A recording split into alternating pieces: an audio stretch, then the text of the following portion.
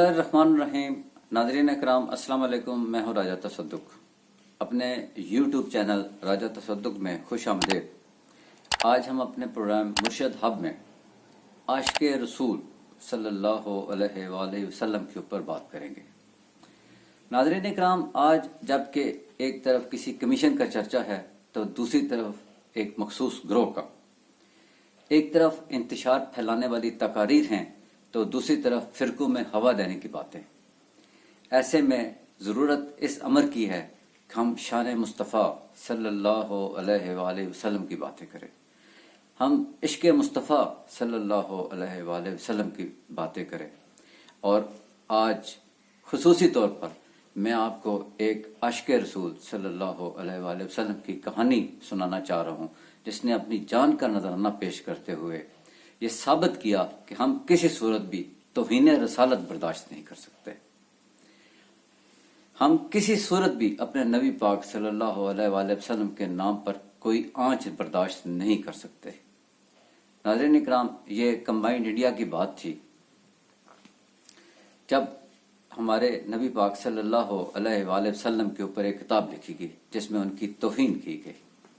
اس کتاب کو پبلش کرنے کا معاملہ تھا، ایک کھتری راجپال نے اس کتاب کو پبلش کیا۔ جو ہی مسلمانوں کے علم میں آیا تو ان کا غم و غصہ ٹھنڈا ہونے کو نہیں آ رہا تھا۔ پورے انڈیا میں ہر طرف مسلمانوں کی تحریکیں شروع ہو گئی تھی اور یہ سلسلہ 5 سال 6 سال جاری رہا۔ اس دوران لاہور کی ایک کارپینٹر فیملی، جسے ترکھان کہتے ہیں، ترکھان فیملی کا ایک لڑکا علم الدین تھا، وہ ایک دن اپنی ماں کے پاس جاتا ہے اور کہتا ہے کہ ماں مجھے تھوڑے سے پیسے چاہیے۔ ماں نے، جیسے ماں کہتی ہوتی ہے، ماں نے کہا کہ آپ پیسے لے لیتے ہو، ضائع کرتے ہو۔ تو اس نے کہا کہ میری ماں، رب کو منظور ہوا میں اس کے بعد میں آپ سے پیسے نہیں لوں گا اور اس طرح کا کوئی تقاضا نہیں کروں گا۔ علم الدین نے پیسے لیے اور بازار گیا اور ایک خنجر خریدا، اسے خوب تیز کیا اور طے شدہ پروگرام کے مطابق ایک دن وہ راجپال کی دکان کے باہر پہنچ گیا۔ وہ چونکہ راجپال کو پہچانتا نہیں تھا تو اس نے ادھر ادھر معلوم کرنے کی کوشش کی کہ راجپال کون ہے اور وہ کیا دکان میں موجود ہے۔ اسے بتایا گیا کہ راجپال اس وقت دکان میں نہیں ہے۔ ابھی چند ہی لمحے گزرے تھے تو ایک بندے نے اشارہ کیا کہ راجپال آ گیا ہے اور یہ جو اندر دکان میں داخل ہو رہا ہے یہ وہی ہے۔ علم الدین بالکل تیار تھا، اس نے خنجر نکالا اور پلک جھپکنے میں راجپال کا کام تمام کر دیا، اس کی انتڑیاں پیٹ سے باہر نکال دی اور وہ وہیں تڑپ تڑپ کے مر گیا۔ راجپال کے قتل میں علم الدین کو پکڑ لیا گیا اور پابند سلاسل کر دیا گیا۔ کیس عدالت میں چلا گیا، باقاعدہ اس پہ بحث مباحثہ شروع ہو گیا۔ ایک سٹیج ایسی آئی کہ اس پہ چارج فریم کیا گیا جسے فرد جرم عائد کرنا کہتے ہیں، اور ایسی سچویشن میں ملزم کو اپنی صفائی کا موقع پیش کرنے کا کہا جاتا ہے۔ تو علم الدین کو کہا گیا کہ تم اپنی صفائی میں کچھ کہنا چاہتے ہو۔ علم الدین بالکل ان پڑھ تھا، اس نے پنجابی میں بات کی، تاہم میں وہی بات اردو میں کر رہا ہوں۔ اس نے جج کو مخاطب ہو کے کہا، جج صاحب اگر آپ کی توہین کی جائے تو آپ برداشت کریں گے؟ جج نے نفی میں سارے لایا، اس نے کہا اگر آپ کے ماں باپ کی توہین کی جائے تو آپ برداشت کریں گے؟ اس نے پھر نفی میں سارے لایا۔ اس نے کہا اگر آپ کی عدالت کی توہین کی جائے تو آپ برداشت کریں گے؟ اس نے پھر نفی میں سارے لایا۔ تو اس نے کہا کہ ہمارے نبی پاک حضرت محمد مصطفیٰ صلی اللہ علیہ وآلہ وسلم جن کی شان میں گستاخیاں کی گئی ہیں، ان کے اوپر بات ہو تو کیا کوئی مسلمان جس کی اپنی جان، جس کے اپنے بیوی بچوں کی جان، جس کے اپنے ماں باپ کی جان، سب کچھ اپنے نبی کے نام پر قربان ہو جاتا ہے، وہ برداشت کرے گا؟ لہٰذا مجھے صفائی کی ضرورت نہیں، میں نے راجپال کو قتل کیا ہے۔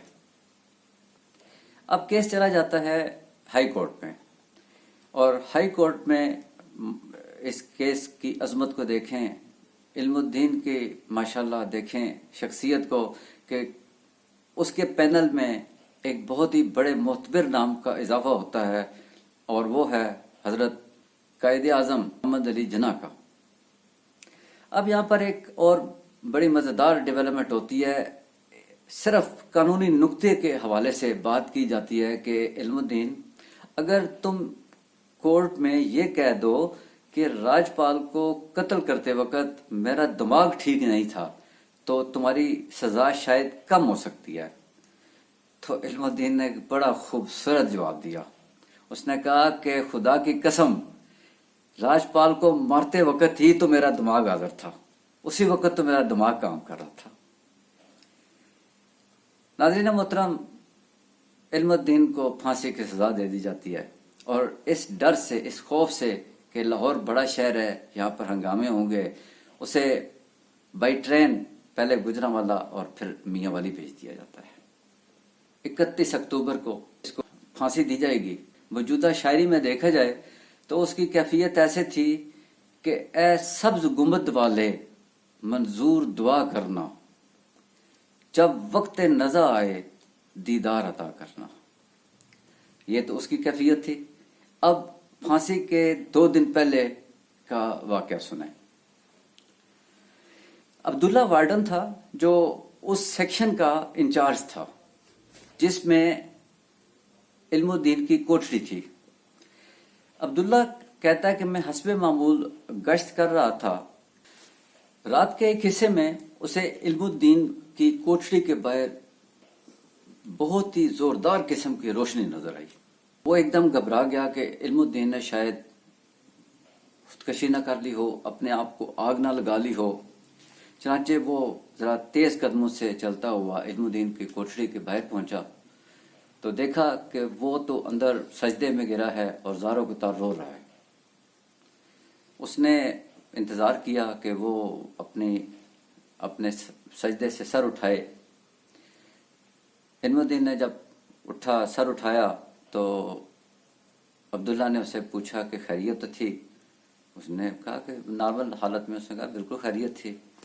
اس نے کہا کہ دیکھو علم الدین، تم نے 1 دن کے بعد پھانسی چڑھ جانا ہے، یہ روشنی میں نے اپنی آنکھوں سے دیکھی ہے، اس کے اوپر برائے کرم مجھے کچھ بتاتے جاؤ، ورنہ اتنا بڑا راز لے کے تم قبر میں چلے جاؤ گے۔